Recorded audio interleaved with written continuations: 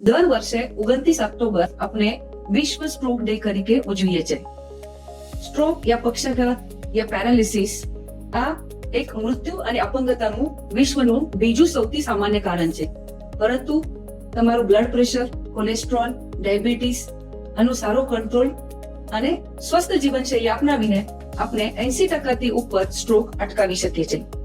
Brain is a time એવું કહેવાય છે, કેમ કે જ્યારે બી સ્ટ્રોક થાય દર મિનિટે મગજમાં એક વાટાણાનું સાઈઝનું મગજનું ભાગ એ પરમનન્ટલી ડેમેજ થતું હોય છે.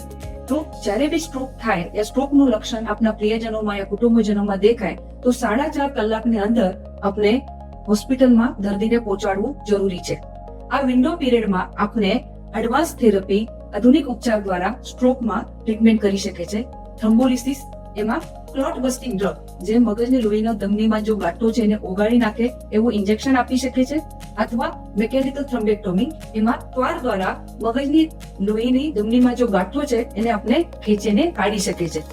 આ એડવાન્સ ટ્રીટમેન્ટની હેલ્પ દ્વારા આપણે દર્દીનું અમૂલ્ય જીવન બચાવી શકે છે.